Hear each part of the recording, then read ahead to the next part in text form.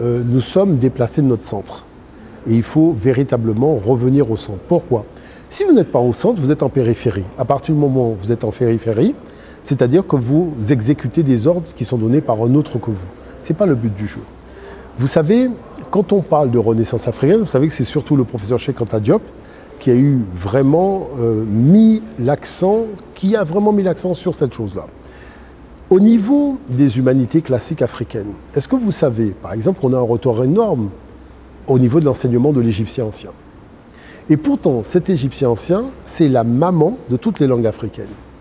Et dans l'égyptien ancien, c'est là que vous trouvez les premiers textes de sciences, les premiers textes relatifs aux beaux-arts, c'est-à-dire que nos références classiques se trouvent dans la civilisation égypto-nubienne.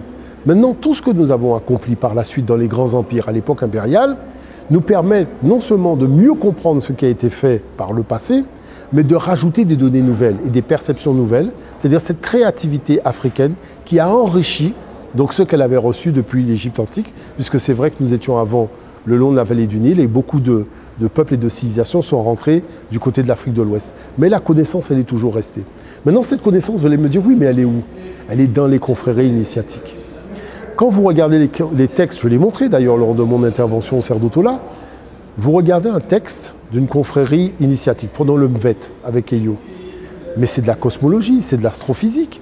J'ai montré un documentaire scientifique. Le scientifique redit exactement ce que le texte du Mvet avait déjà dit.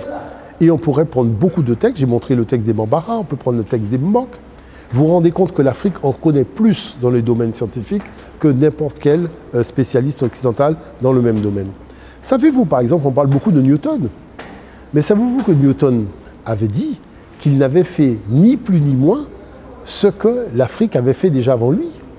Et on vous parle de Newton, mais ils se sont beaucoup inspirés comme Einstein. Einstein s'est inspiré donc, de ce qui a été fait et des documents qui étaient exposés à la bibliothèque d'Alexandrie, parce que tous les documents n'ont pas pour autant disparu, comme on le dit. Donc, qui fait qu'aujourd'hui, il faut célébrer le génie africain. Voyez-vous, célébrer le génie africain, c'est de comprendre que nous sortons dans un contexte où l'histoire a été falsifiée, pour faire en sorte simplement que nous puissions être de simples exécutants. Sauf que nous avons des responsabilités vis-à-vis des jeunes générations. Donc il faut changer la mire et faire en sorte que, encore un autre exemple, lorsque nous parlons de l'écriture, on vous dit oui, l'Afrique a inventé l'écriture. Excusez-moi, l'Afrique a inventé un système qui permet de graver sur un support le son de la langue parlée. Ce ne sont pas les pictogrammes de Mésopotamie. Ça veut dire qu'il y a dans la pensée africaine la recherche de la modernité d'emblée. Prenons la pierre gravée de Blombos. Cette fameuse pierre gravée, Blombos c'est l'Afrique du Sud et nous sommes en 100 000 de l'ère ancienne africaine. Savez-vous que la triangulation, c'est ce qui nous a permis de faire le GPS?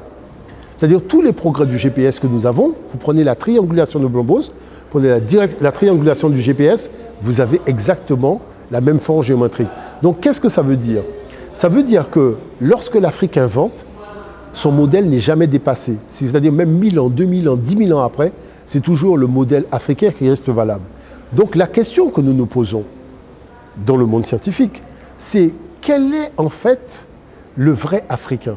Est-ce que c'est celui qu'on nous présente avec sa petite histoire coloniale, ou est-ce que finalement, il ne devrait pas aller chercher à l'intérieur de lui-même la connaissance de ses pères et de ses mères qui ont permis à l'Afrique d'être à la tête de toutes les innovations technologiques de l'histoire de l'humanité?